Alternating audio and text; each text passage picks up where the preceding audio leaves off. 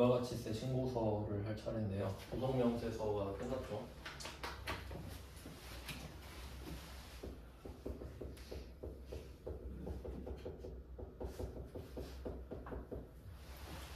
부가가치세 신고서는 법인은 1년에 4번을 내야 되고요.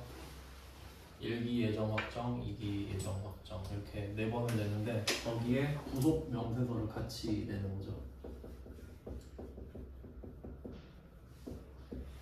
이 부속 명세서의 효과는 다양했죠. 뭐 매입세액을 더 받는다거나 반대로 뭐 매출세액을 빼주는 것도 있었고 매출세액을 오히려 늘리는 것들도 있었습니다. 10개 정도 있었죠. 10개가 있었고 빈도수는 뭐 말씀을 따로 드렸고요.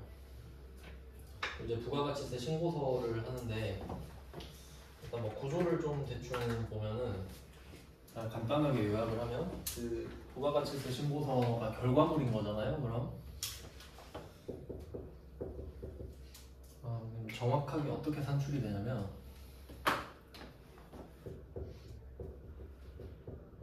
부가가치세에서 일단 중요한 건 공급가액이 될 건데 이 공급가액이 과세표준입니다.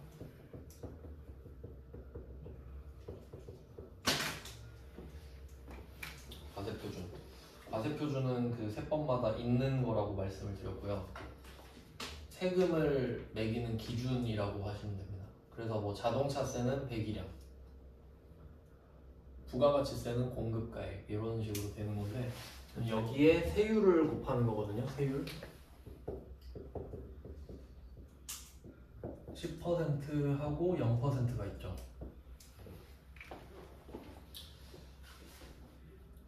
그러면 여기서도 뭐 나름 중요한 포인트가 있는 건데 수출을 하면 세율이 0%가 적용이 되잖아요. 그럼 그건 부가가치세는 없지만 공급가액은 맞다는 거예요. 즉 과세표준이 된다는 소리지. 부가가치세만 없는 거예요. 그럼 이렇게 해서 매출세액을 구합니다. 그러니까 이 결과물이 매출세액이에요. 맞죠? 그래서 보통은 매출세액이 공급가액의 10분의 1인 게 정상일 거예요. 하지만 수출을 하나라도 했다면 10%보다 작겠죠. 수출을 한 거는 매출세액이 빵원일 테니까 그 정도 개념이 되고요. 이게 매출세액이라고 하면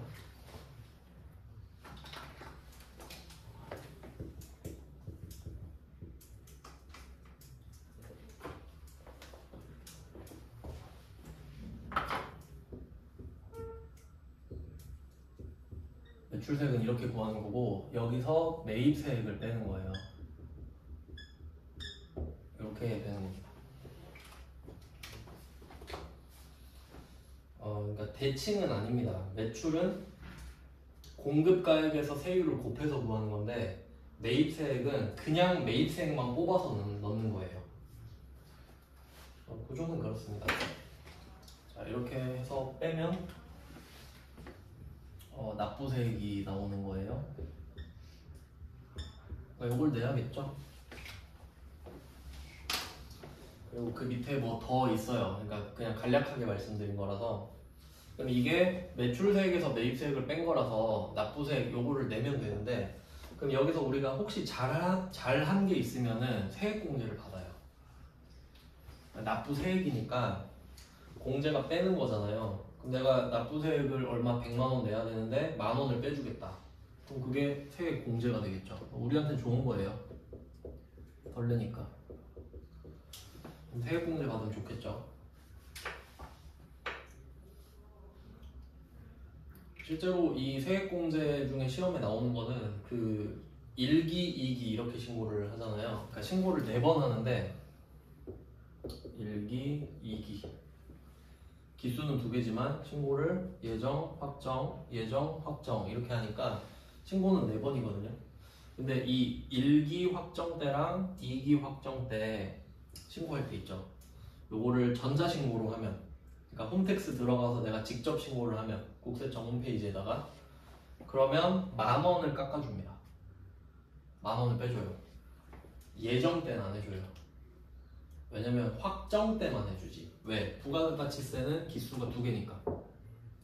기수가 2개인데 4번 빼주면 이상하잖아요. 신고는 사실 2번인 겁니다. 그래서 뭐 그런 세액공제가 있고요. 내가 잘못한 게 있으면 더 낼 수도 있겠죠. 그게 가산세예요. 뭐 대충 이런 느낌이라고 보시면 되는데,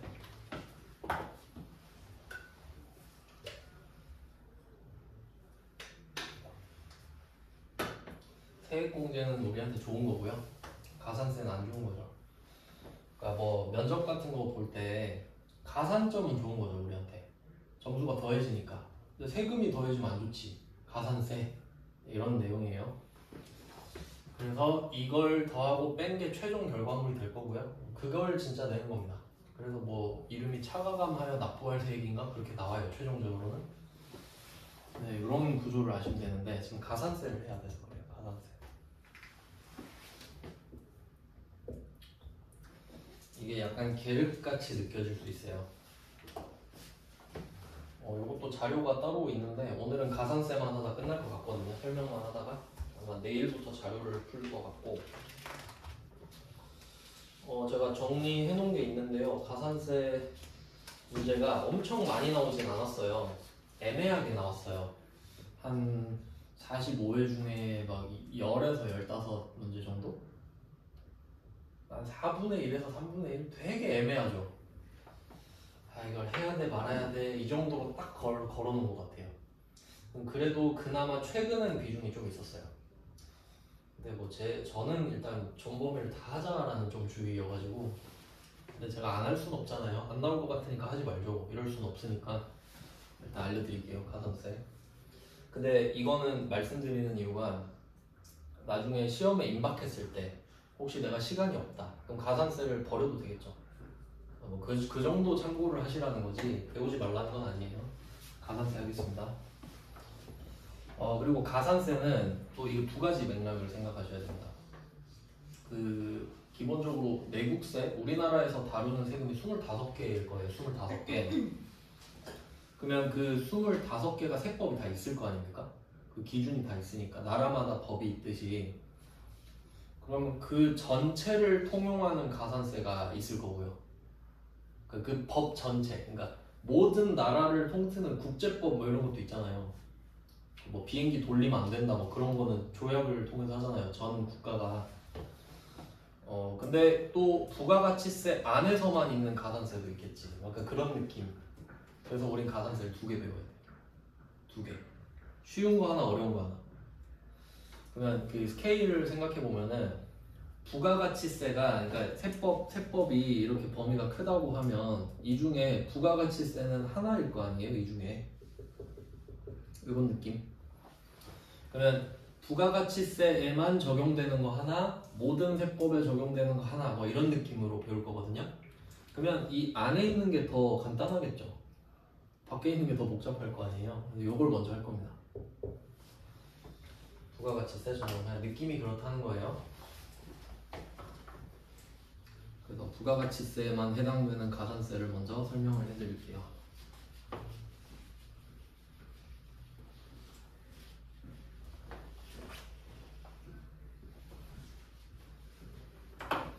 저는 공부할 때 이름이 애매한 건 제가 지워버리는데, 얘는 제가 세금계산서 관련 가산세라고 지었어요. 세금계산서 관련.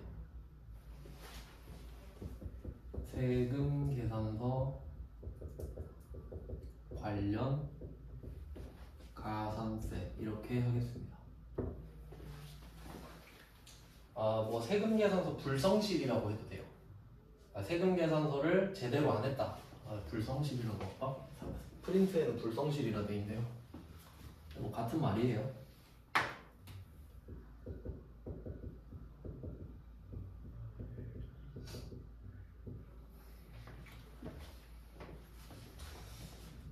근데 불성실이라는 말을 좋아하나 봐요. 약간 우리를 찍어 누르고 싶은 그런 마음 같은데, 너 불성실하니까 세금 더 내. 약간 이런 느낌으로.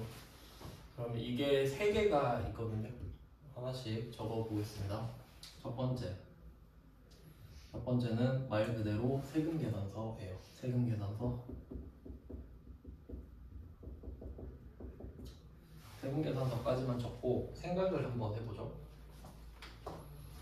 그럼 우리가 물건을 팔면 세금계산서랑 물건을 같이 줍니다. 물건도 주고 세금계산서도 줘야 되죠. 그래야 상대방이 세액공제를 받으니까요. 근데 이때 세금계산서를 발급하는 그 시기를 생각해 보시면은 이제 원칙은 이걸 생각하면 되는데 공급 연월일, 이거 시험에도 나온 적 있는데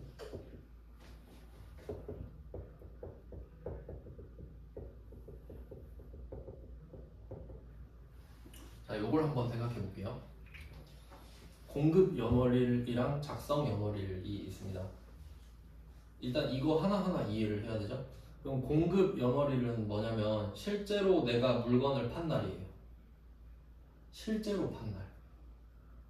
그 다음에 작성 연월일. 작성 연월일은 세금계산서를 작성해서 준 날. 알겠죠? 개념 이해되셨죠?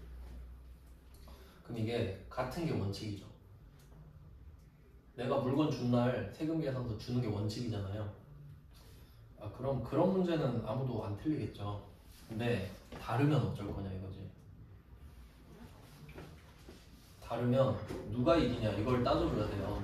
그러면 누가 이길지를 생각해야 되는데 이게 제가 학생 때도 생각을 해봤는데 이거 많이 헷갈리는 주제입니다. 왜냐면 보통은요, 그 마음속으로 한번 생각해봐요. 나는 이거 한번 찍어봐요. 안 물어볼 테니까 마음속으로 생각해봐요. 보통은 공급 연월을 찍어요. 왜? 실제로 물건을 팔았으니까. 근데 제가 비유를 들어볼게요. 좀 약간 극단적인 예시인데 좀 임팩트를 남기려고. 자, 공급 연월일은 출생이라고 할게요. 출생. 그러니까 사람이 태어난 거.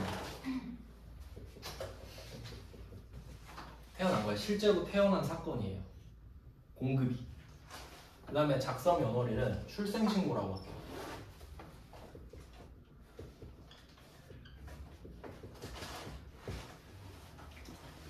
이런 느낌이 좀 오나요? 잘 들어봐요. 출생을 해요. 출생을 해. 애가 태어났어요. 그러면 출생신고를 할 수 있죠. 해야죠. 출생을 하면 출생신고를 하죠. 출생 안 했는데 하면 안 되죠. 근데 이럴 수도 있잖아요. 출생을 했는데 출생신고를 안 할 수도 있지 않나? 그러면 그 아이는 커서 20살이 됐을 때 주민등록증이 나와요? 안 나오죠. 없는 거야, 그 아이는. 맞죠? 없는 거라고. 태어나긴 했는데 없다고요. 그럼 이걸 반영을 해볼게요. 그럼 물건을 판 거야. 물건을 팔았죠. 이건 물건을 판 거예요. 근데 세금계산서를 안 준 거죠. 그럼 이 거래는 일어난 거예요. 일어났지만 일어난 걸로 보지 않죠. 태어났지만 출생신고를 안 하면 사람이 아니듯이. 알겠죠? 그럼 뭐가 중요하다는 거지? 얘가 중요하다는 거죠. 그러니까 이걸 납득을 해야 되는 거예요. 왜냐면 이거 한 달 뒤에 물어보면 또 공급 연월일이라 해요, 보통. 저도 그래서 알아요. 알겠죠? 그러니까 작성 연월일이 중요하다. 일단은 작성 연월일이 중요하다. 그래서 그 국세청 입장을 생각해 보시면 돼요. 그러니까 역으로 생각을 하시면 여러분이 국세청이에요. 그러면 누가 사업자가 세금계산서를 갖고 와서 세액공제를 해달래. 그럼 우리는 그걸 보고 얘가 물건을 샀구나 이러죠. 근데 누가 안 갖고 와요. 그럼 샀는데 안 갖고 온 거 아니야? 이렇게 생각 안 하지. 안 갖고 오면 없는 거예요, 그냥. 맞죠?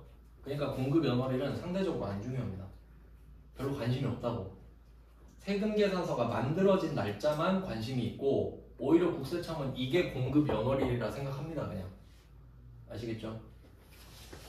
뭐 그래요.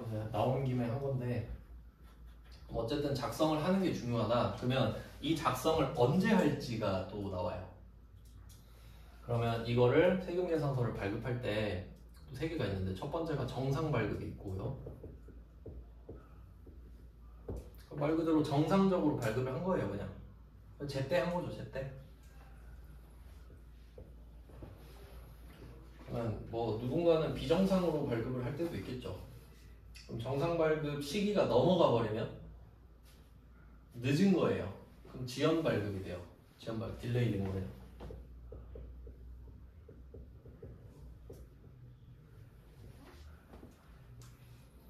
지연 발급. 늦게 한 거죠. 하긴 한 거예요. 늦었으니까. 그러니까 지각해도 오긴 온 거잖아. 뭐 그런 느낌인데. 그럼 이제 3번 미발급도 있습니다.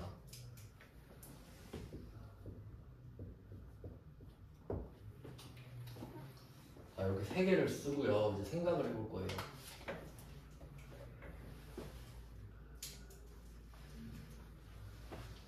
자, 1번, 2번, 3번 있잖아요. 그럼 이 미발급 있죠. 얘는 정상 발급의 반대일 수도 있고요. 지연 발급의 반대일 수도 있거든요. 그러니까 우리가 미발급이라고 하면 아예 발급을 안 한 걸 말하죠. 그럼 당연히 미발급 맞아요. 그건 정상 발급의 반대겠지. 그러면 지연 발급 밑에 미발급이 있는 이유를 생각해 보면은, 그러니까 늦은 거 있잖아요. 그러니까 예를 들면은 수업 시작하고 한 10분 뒤에 왔다. 그럼 뭐 늦었다 할 수 있죠. 근데 만약에 수업 시작하고 2시간 늦었어요. 10시에 온 거야. 8시 수업인데 10시에 온 거예요. 아, 늦었죠. 근데 나도 가고 있어 지금 집에. 그럼 그게 지각이에요? 그럼 결석 아니야? 그런 느낌이에요. 그러니까 이 미발급은 아예 안 했다라기보다는 너무 늦었다라는 느낌인 거지. too late인 거지 그냥. 알겠죠? 그러니까 아예 안 한 것도 당연히 미발급이고요. 근데 너무 늦은 것도 미발급으로 해버려요. 다 끝났는데 오는 건 의미가 없잖아요. 그런 느낌. 그러면 자, 작성 연월일 기준으로 이렇게 세 개가 나눠지는 거죠. 그러니까 정상적으로 이때 했냐? 그럼 이때 사실 정상 발급은 정상이면 이 두 개가 비정상이죠. 그러니까 가산세를 어디다 때리겠어요? 지연 발급, 미발급에 때리겠죠. 정상 발급했는데 가산세를 때려버리면 아무도 발급 안 하죠. 여기다 가산세 때리겠지. 그러니까 얘가 이렇게 올라가는 거예요. 지연 발급, 미발급 이렇게.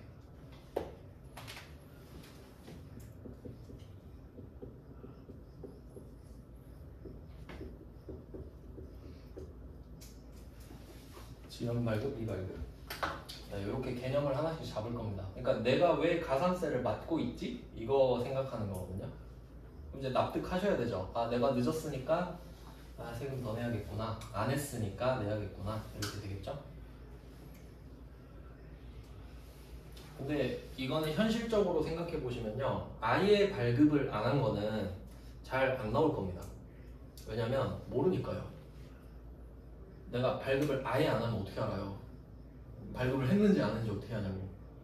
해야 되는데 안 한 건지 그냥 안 한 건지 모르잖아요. 근데 엄청 늦으면 알겠지. 아이, 얘 너무 늦었으니까 미발급이야. 이렇게 되는 게 더 많겠지, 여기서는. 맞죠?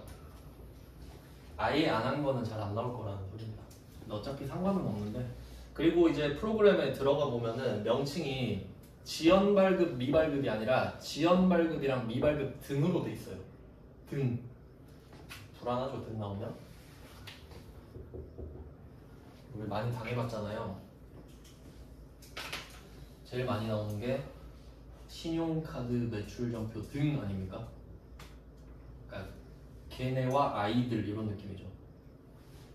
미발급 등 이러면 미발급과 아이들 대충 비슷한 애들 묶어놓은 거잖아요.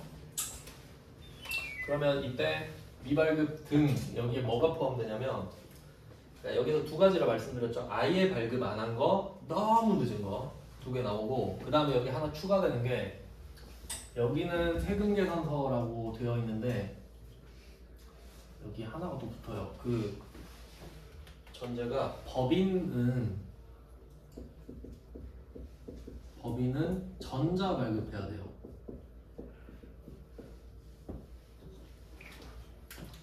법인은 전자세금계산서 발급 대상자예요.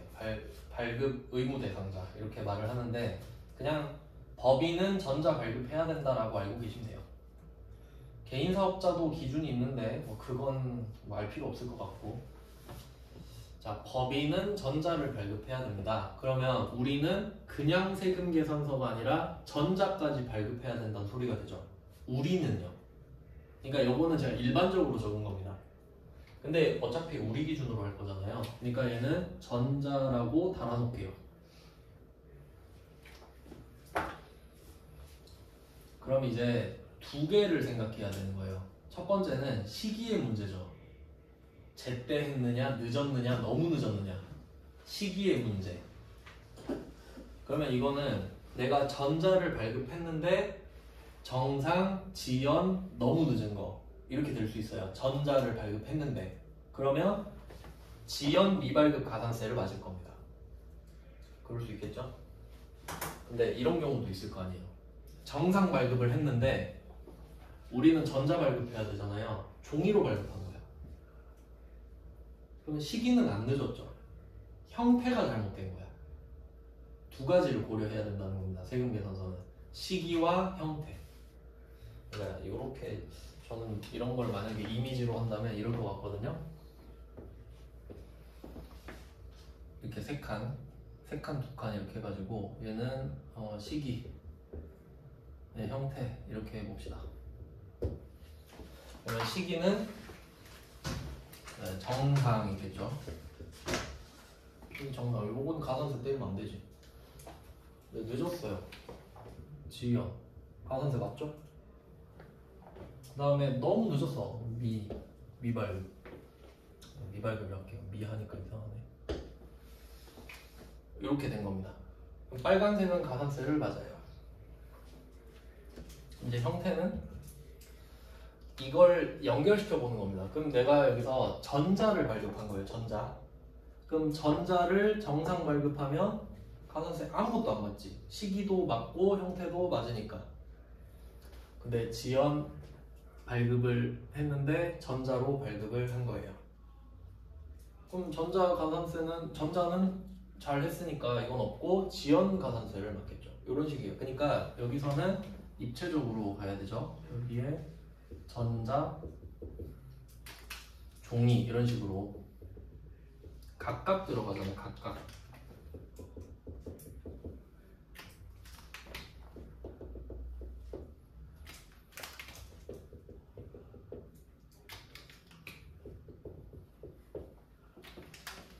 이런 식으로 알고리즘처럼 두 가지를 생각하셔야 된다는 겁니다. 근데 두 개를 같이 낸 적은 없어요. 그러니까 보통은 지연 발급, 미발급 이렇게 내거나 아니면 제때 발급했는데 종이를 내거나 이런 식으로 냅니다. 그러니까 보통은 이런 식으로 낸다는 거지. 이런 식으로 두 개를 겹치게 내면 너무 헷갈리니까 한 개씩만 낼 겁니다.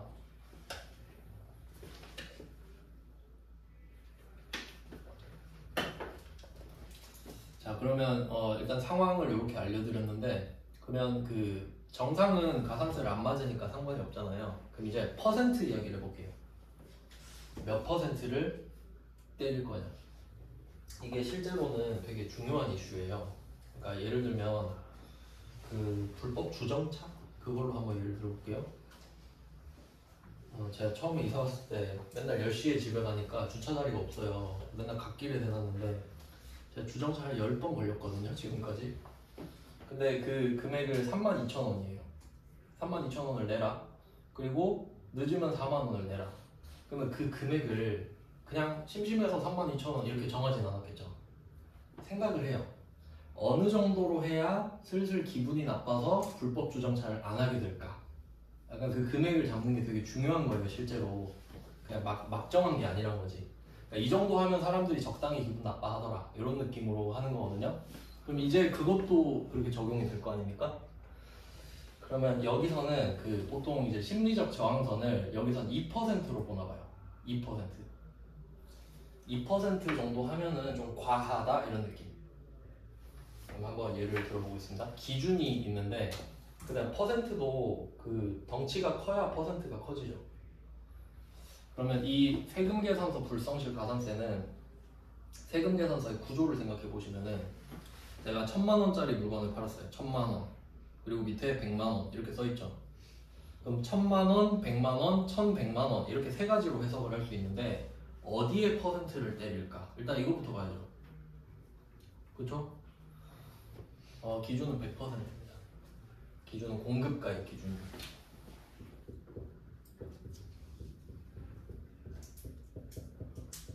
공급가액 기준이에요. 공급가액. 헷갈리면 100%까지 써놓으세요. 110%가 아니라 100%. 10%도 아니고. 이게 100%라고 했을 때인 거거든요. 근데 사실 세율은 외울 필요가 없어요. 근데 그 정도는 알아야 돼요. 세율을 지들 마음대로 정했을 거 아닙니까? 그럼 우리는 세율을 외울 수밖에 없거든요. 근데 퍼센트는 달라질 텐데 그건 확실해요. 생각해 보시면 지연 발급이랑 미발급이 있잖아요. 그럼 누가 더 괘씸해요? 미발급이 더 괘씸하잖아요. 그럼 미발급이 더 크겠죠? 그 정도만 알면 돼. 그건 납득되시죠? 근데 지연 발급이 더 커 이러면 안 돼요. 알겠죠? 그러니까 퍼센트는 몰라도 돼요. 어차피 컴퓨터에 써 있어요. 알아야 되는 것만 제가 알려드릴 거예요. 자, 그럼 이렇게 정리가 됐어요. 그럼 한번 예를 들어봅시다. 시기도 이따가 배울 건데, 그러면 이렇게 해볼게요. 너무 늦었어요. 지금 세금 계산서를 전자로 발급을 했는데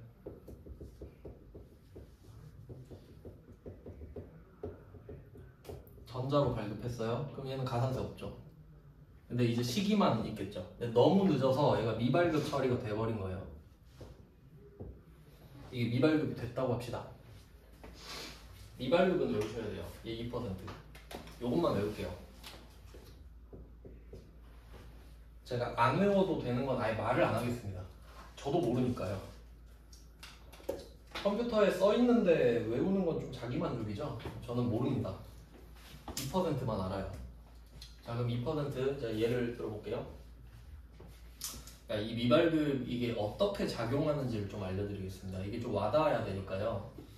그리고 친구 일할 때도 뭐 그런 일이 있었다고도 하는데 대충 사례를 좀 들어볼게요. 좀 와닿을 수 있게. 예를 들어서 거래를 하는데 1억짜리 물건을 거래한다 할게요. 공급가액이 1억이에요. 그럼 부가가치세가 1000만 원입니다. 맞죠? 그럼 여러분이 1억짜리 물건을 사야 돼 지금. 그럼 1억 1000만 원이 필요해요. 근데 아깝잖아요 1000만 원이. 근데 우린 이제 알고 있어. 어차피 1억 1000만 원을 내도 내가 세금 계산서를 받아가지고 세액공제를 받으면 돼. 맞죠? 근데 지금 1000만 원이 아쉽거나 아니면 내가 세법을 몰라. 그럴 수 있잖아요. 실제로 그런 이유로 현금 박치기 많이 하죠. 그러니까 내가 1억짜리 물건을 사러 갔는데 상대방이 1억 1000만 원이요 이러는 거야. 그럼 부가세가 1000만 원이나 해요? 너무 비싼데? 원래 다 그래요 이렇게 했는데, 그러면 현금으로 갖고 오시면 제가 1억만 받을게 이런 사람들 있지. 그럼 자기는 얼마나 좋습니까? 매출도 안 잡히고 뭐 카드 수수료 이런 것도 없고 다 좋거든요. 부가세도 안 내고. 근데 우리가 그러면 이걸 1억에 샀다고 합시다. 그 사람 입장을 해야겠다. 그럼 그 사람은 부가세를 안 걷었죠 우리한테. 그러니까 진짜 1억만 받은 거 아니야. 그러니까 원래는 1억 1000을 받아서 세금 계산서를 주고 1000만 원을 납부를 하면 그걸 우리가 받아오는 식이죠. 세무서 가가지고. 그러니까 어차피 손해 안 보는 구조인데 이 사람은 그냥 나한테 1억만 요구를 하고 세금 계산서 발급을 안 한 거지. 맞죠? 근데 부가가치세법에 1억짜리 물건을 팔면 1000만 원을 낼 의무가 생긴다라고 돼 있어요. 세금 계산서 발급 여부와 상관없습니다. 그러니까 얘는 원래 건별로 넣어서 1000만 원을 내야 되는 거래인 거지. 근데 누가 그렇게 해요? 지금 1000만 원 안 내려고 이렇게 했는데. 맞죠? 그러면 이 1000만 원이 있죠. 요게 본세예요. 그러니까 그 사람은 지금 탈세한 겁니다. 맞아요? 탈세한 거잖아요. 팔았는데 안 냈잖아 부가세를. 그럼 당연히 미발급이죠. 발급해버리면 자진납세잖아 지금. 당연히 발급 안 하는 거 상황 이해되시죠? 근데 이게 걸린 거예요. 걸려서 할게요. 요새는 다 걸려요. 방법도 뭐 시간 다 알려드릴게요. 그럼 이게 가산세가 여기 붙는 거예요. 어디 붙는다 했죠? 공급가액에 1억이죠. 2% 200만 원이거든요. 그럼 뭐 1억에 200만 원 별로 안 커 보일 수도 있는데 문제는 뭐냐면 이 사람은 1억 2천을 내야 돼요. 1억은 원래 내야 되는 거였잖아. 지금 이거 안 내려고 지금 이런 거 아니에요? 미발급한 거 아니에요? 그러니까 얘는 파는 순간 1,000만 원이 예약이 돼 있었던 거라고. 근데 내가 안 냈으니까 탈세지 이게. 맞죠? 내야 되는데 안 낸 거잖아 지금. 그러니까 안 걸렸으면 괜찮아. 안 걸렸으면 괜찮지. 근데 걸렸잖아요. 그럼 국세청이 괘씸하지. 너 이 새끼 1,000만 원 안 내려고 미발급했구만. 그러면 1억에 2% 이것도 더 내. 본스에 1,000만 원은 원래 내는 거고 200은 더 갖고 와.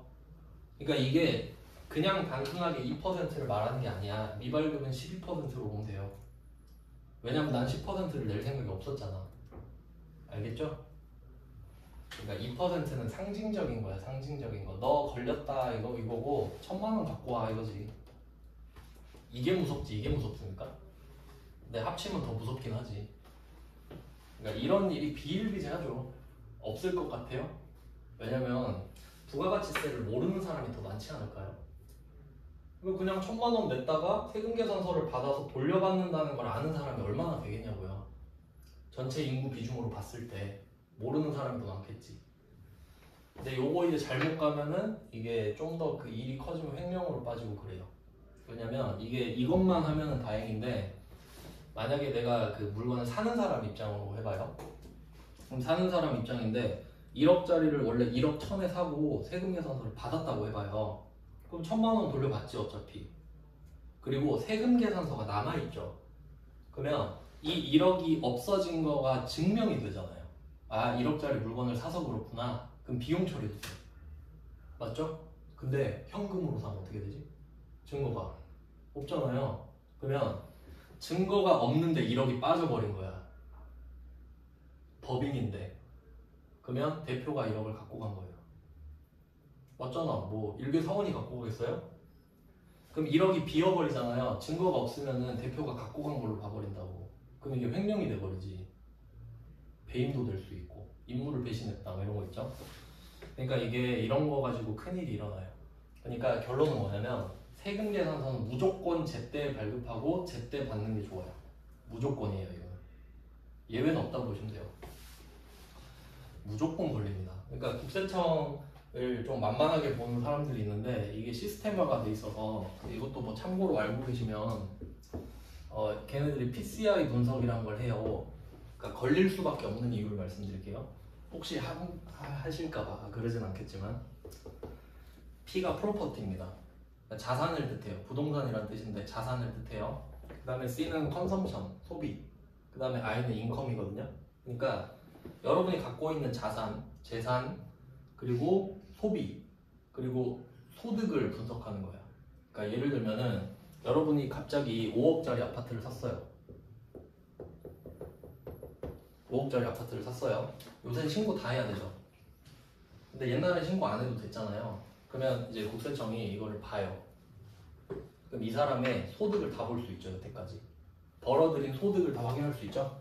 회사 다녔으면 연봉 다 찍으면 되잖아요. 그리고 카드 쓴 거, 현금 영수증 쓴 거, 체크카드 쓴 거 다 확인할 수 있죠. 확인했죠?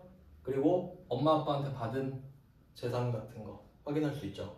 근데 이걸 다 더하고 뺐는데 5억이 안 나와. 그럴 수 있겠죠. 현금으로 몰래 받은 것도 있을 거니까. 맞죠? 그러면 가서 말해요. 5억짜리 아파트 사셨는데 이거 자료를 분석해 보니까 금액이 부족해요. 소명하세요. 어떻게 그 금액을 채웠는지. 빌렸으면 은행에 그 대출을 받았다는 증거를 갖고 오시고, 아니면 만약에 2억이 빈다고 할게요. 그러니까 이걸 계산해 보니까 소득에서 소비를 빼고 받은 것까지 해보니까 3억밖에 없는 거예요, 이 사람이. 근데 5억짜리 아파트를 살 수가 없잖아요. 그러면 이 2억 빈 거 있죠. 요거는 증여받았다고 전제를 깔고 증여세를 때립니다. 그게 합리적이잖아. 그러니까 이게 자료로 와버리기 때문에 이게 못 이겨요. 그쵸? 이거 이길 수 있어요? 절대 못 이기지. 그러니까 여러분이 최선을 다해야 되는 건 뭐냐면 돈을 쓸 때 자료를 잘 남겨야 돼. 그러니까 미래에 어떻게 될지 몰라요, 진짜. 그러니까 현금 딱 써버리는 거 좀 안 좋은 습관이에요. 그러니까 써도 증거를 남겨야 된다 이거지. 그래서 좀 부자들은 세금을 미리 많이 내요. 왜냐면 받을 때 증여를 받으면 증여세를 내잖아요. 그럼 그걸 역산해서 얼마짜리 받았는지를 추정하거든. 그럼 그 자산은 인정이 되는 거예요. 세금 문제가 없으니까. 근데 문제는 네가 증여세를 안 냈는데 어떻게 2억이 생겼냐 이거야. 그럼 이 2억에 지금 증여세를 때릴게. 왜냐면 그게 말이 되니까. 이해되시죠?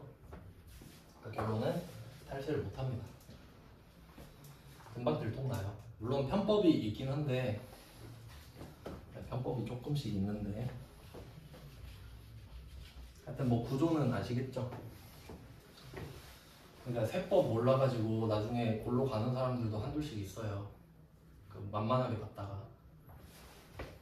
그러니까 이 구조를 모르면요 어떻게 알겠어 이 생각한다니까 진짜.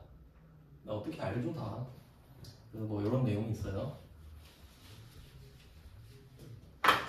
네, 그래서 두 가지 라인으로 보시면 되는데 미발급이 2%라 그랬잖아요. 근데 요거 전자발급해야 되는데 그 우리가 종이발급할 수도 있잖아요.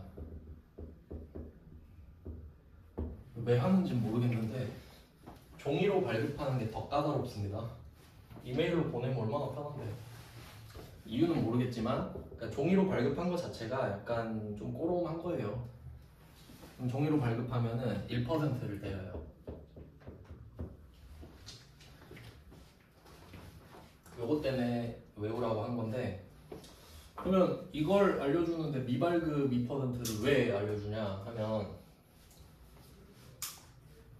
칸이 미발급 등이라고 그랬잖아요. 미발급 등. 그럼 칸이 두 개밖에 없어요. 지연발급이랑 미발급 등. 그럼 지금 전자를 발급해야 되는데 우리가 종이 발급을 했잖아요. 그럼 요거는 지연발급도 아니고 미발급도 아니죠. 칸이 없잖아. 그래서 얘는 등이거든요. 그럼 얘를 여기 적어줘야 돼 같이. 한 칸을 둘이 같이 쓴다고요. 미발급이랑 종이발급이랑. 왜냐면 지연발급은 지연발급 등이 아니거든요. 알겠죠? 그러니까 등이 있는 건 두 개 이상이잖아요. 그러니까 여기 적어야 돼. 그럼 만약에 여러분이 이 전자 발급해야 되는 거 1억짜리를 팔았다고 할게요. 그럼 이 1억짜리를 팔았는데 지금 종이를 발급한 거야. 그럼 1% 맞아야 되죠. 그럼 내가 요 미발급 등에다가 1억을 쓸 거 아니에요. 근데 자동으로 2% 계산이 돼요. 그러니까 내가 세율 안 외워도 된다 했잖아. 적으면 반영이 돼버리니까. 근데 얘는 조심해야죠. 그러니까 칸이 두 칸이잖아요. 그럼 여기에 적는 이유는 두 개죠. 내가 미발급이 됐거나 아니면 종이 발급했거나. 근데 국세청이 그걸 어떻게 알아? 그냥 적기만 하면 2%가 반영이 된다는 겁니다. 미발급 기준이니까. 그럼 우리는 그걸 친히 1%로 바꿔줘야 되니까. 그러니까 이 두 개를 같이 알아야지.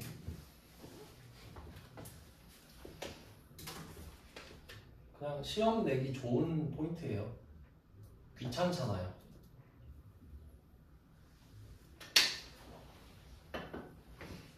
네, 뭐 그런 내용입니다. 다음 세금 계산서를 했는데 이제 그걸 찾을 거예요. 정상 발급, 지연 발급, 미발급, 날짜. 네, 요거를 하고 쉬겠습니다.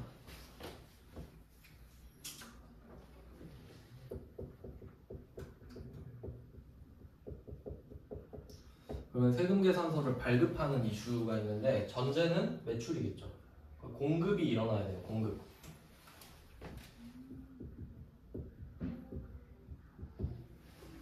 공급 시기를 오늘로 할게요. 그냥 3월 15일.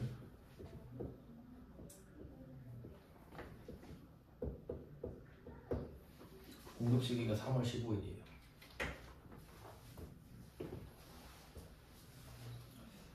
그러면 세금 계산서 정상 발급부터 가볼게요. 정상 발급.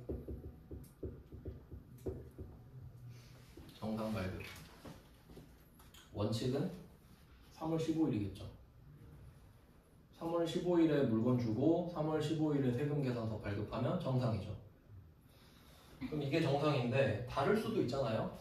그래서 원래 그 전후로 다 인정을 해주는 게 있어요. 전후로. 그래서 그 세무 2급 메인 매출 전표에 아마 넣어놨을 텐데 매출 쪽 보면은 그런 게 있단 말이에요. 물건은 아직 안 줬어요. 근데 얘가 입금을 먼저 해버린 거야. 물건은 아직 안 보냈는데 내가 입금을 하면서 아 나 지금 세금 계산서가 좀 급한데 먼저 좀 주면 안 돼? 이러는 거죠. 근데 어차피 난 팔 거거든요 이 사람한테. 그래 뭐 돈도 받았는데 줄게? 이럴 수 있죠. 선발급이거든요. 그것도 인정이 돼요. 근데 돈을 받아야 돼.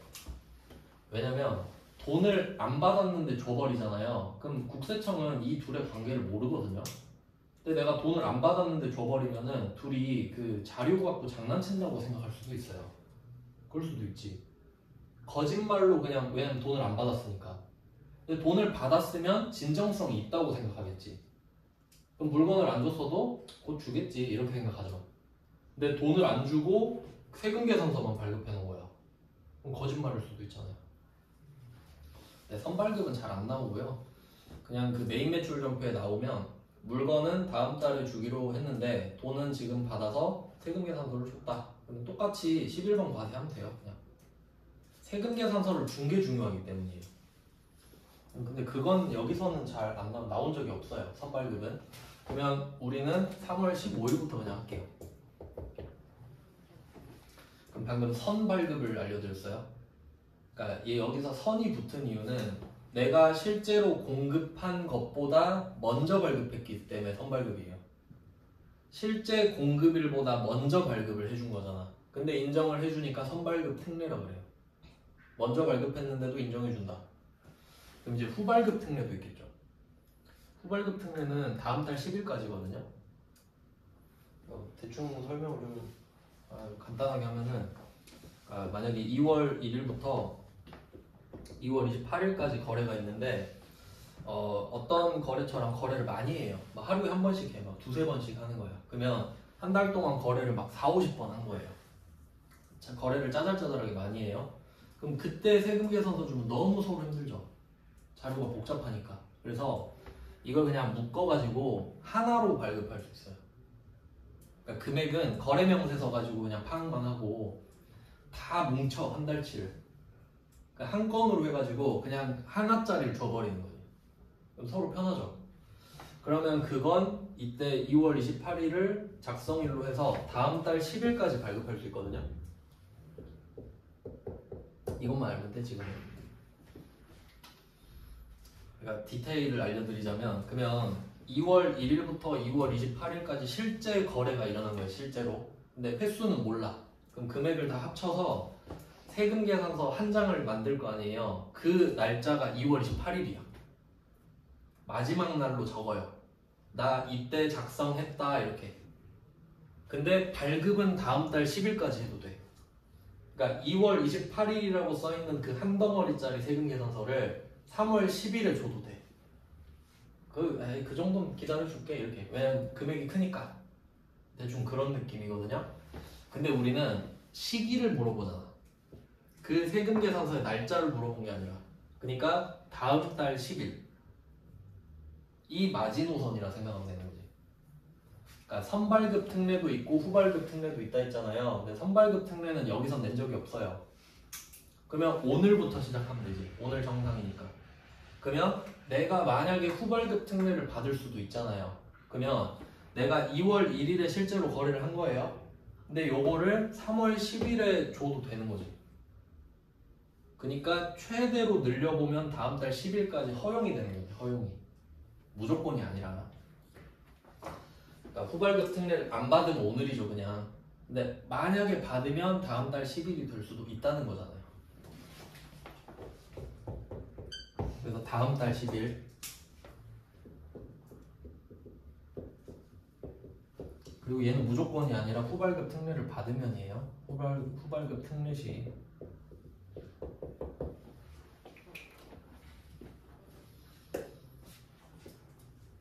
자, 그럼 이제 생각을 해볼게요.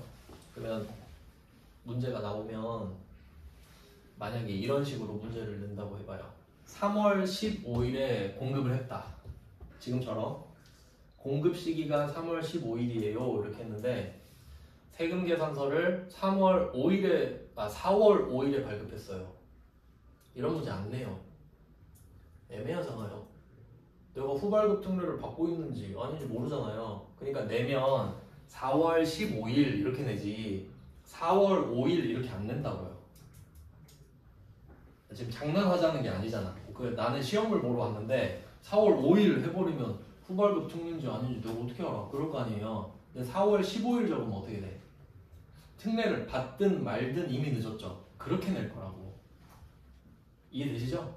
그러니까 그런 걸 이해하라고 지금 적어드리는 거지 날짜를 외우세요 이게 아니라고. 물론 외워야 적용할 수 있긴 해요. 그러면 저절로 지연 발급이 나오죠. 그러니까 이거 투트랙으로 가셔야 됩니다. 그러니까 우리가 후발급 특례를 안 받으면 3월 15일로 끝이에요. 맞죠? 근데 내가 후발급 특례를 받으면 4월 10일까지 연장이 되고 그러면 이 밑에 지연 발급으로 빠지면 지연 발급은 3월 16일부터인 사람도 있겠죠. 맞죠? 두 가지 케이스가 있다 했으니까 근데 그냥 동시에 적용을 하면 4월 11일부터 이렇게 할게요. 정상 다음부터 늦은 걸 거 아니에요. 그럼 이제 또 우리는 알아야 돼요. 언제까지 기다려주는지. 그러니까 도대체 언제까지가 늦은 거고 언제까지가 겁나 늦은 건지 우린 모르잖아요. 그러니까 정해줘야지. 근데 뭐 항상 기준이 되는 거는 부가가치세 그 기준이 1기, 2기 있다고 했잖아요. 그러니까 두 덩어리 있다고 생각하면 돼. 항상 1기 한 덩어리, 2기 한 덩어리. 그럼 요거는 몇 기입니까? 3월 15일 1기 상반기. 그럼 지금 1기잖아요. 그럼 1기 확정신고 기한까지 1기니까 1기까지지 2기까지 봐줄 필요는 없잖아요. 그러니까 날짜가 저절로 7월 25일이 되고요. 그러니까 이 날짜가 굉장히 중요한 날짜죠. 얘는 확정신고 기한입니다. 확정신고 기한. 확정신고 기한.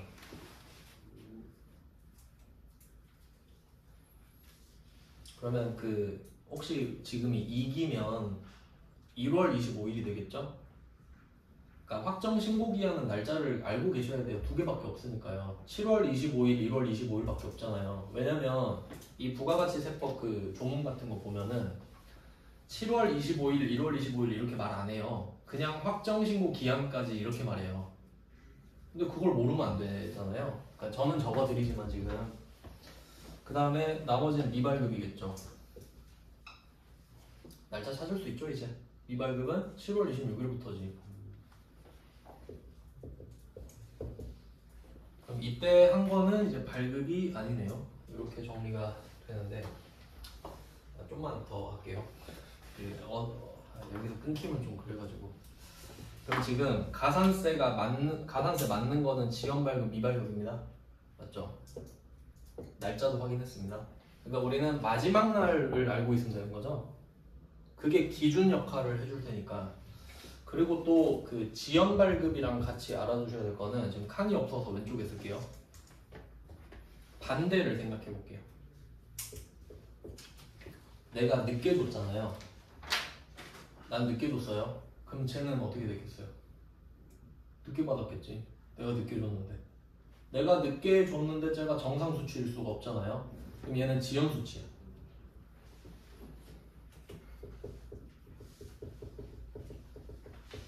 자, 그러면 얘는 지금 기분이 어떻겠어요? 막 신나진 않겠죠. 이 새끼 왜 늦게 주지? 이런 느낌일 거 아니에요. 그럼 얘는 나름 억울하단 말이야 지금. 늦게 줘갖고. 왜냐면 지금 공제받을 걸 다음 기수에 공제받을 수도 있거든. 맞죠? 근데 그러진 않겠네요. 확정신고 기한까지니까. 그러면 이걸 왜 알려드리냐면 지연 수치도 가산세 있습니다. 얘도 가산세 맞아요. 그러니까 이렇게 납득이 안 되는 포인트들이 있는 거 저도 알아요. 그 공부할 때 그런 거. 그러니까 아까도 제가 공급 연월일 고를 확률이 높다고 말씀드린 거 있죠. 저도 그렇게 생각을 했었거든요. 근데 이걸 작성 연월일로 이해하는 과정이 반드시 필요해요. 생각을 안 바꾸면 계속 공급을 찍거든요. 그러면 이것도 마찬가지입니다. 지연 수치 이거 납득 잘 안 간단 말이에요.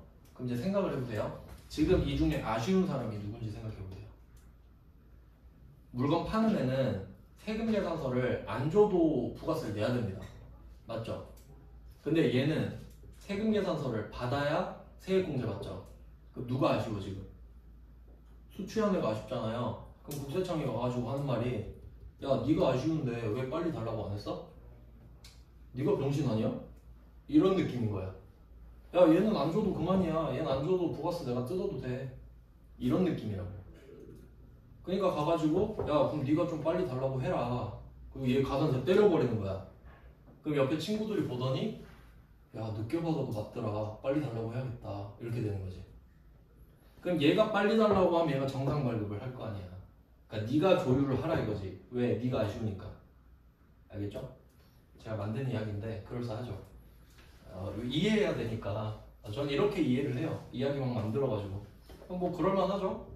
너도 좀 맞아라. 근데 얘보단 덜 때릴게. 이런 느낌이지. 똑같이 때리면 안 되지. 그리고 얘도 볼게요. 자 그럼 미발급 반대는 뭐지? 내가 안 준 거야. 그럼 얘는 받은 거예요? 이게 포인트예요. 내가 안 줬으면 너는 받은 게 아닙니다.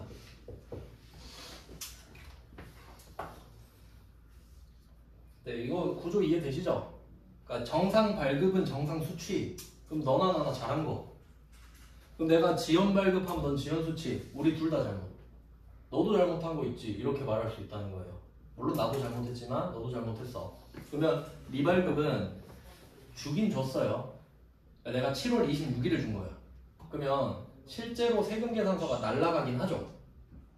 근데 안 준 거예요. 이게 포인트거든요. 그럼 상대방도 받긴 받았는데 미수취가 된 거죠. 그러면 얘는 세액공제 못 받습니다. 미수취잖아. 그러니까 이거 잘 생각해야 되는데, 자 이거 얘는 부가세를 냅니다. 정상 발급해도 부가세 냅니다. 지연 발급해도 부가세 냅니다. 미발급해도 부가세 냅니다. 대신 늦게 하면 가산세를 더 내는 거죠. 이해됐죠? 그러니까 얘는 1억짜리 팔면 얘는 1억, 얘는 1억 100인가? 아, 1억 1100인가? 하여튼 뭐 그렇게 가산세 100을 더 내고 얘는 200이고 그래요. 그럼 그거는 납득이 돼. 원래 내야 되는데 늦게 냈으니까 그게 심하니까. 근데 이제 지연수취 같은 경우는 네가 달라고 해야 되는데 안 줬으니까, 재촉을 안 했으니까 너도 이거나 먹어라. 근데 얘가 세액공제를 받을 수 있는지 생각해봐요. 늦게 받은 것도 받은 거야. 그럼 세액공제가 되죠? 세액공제 되지.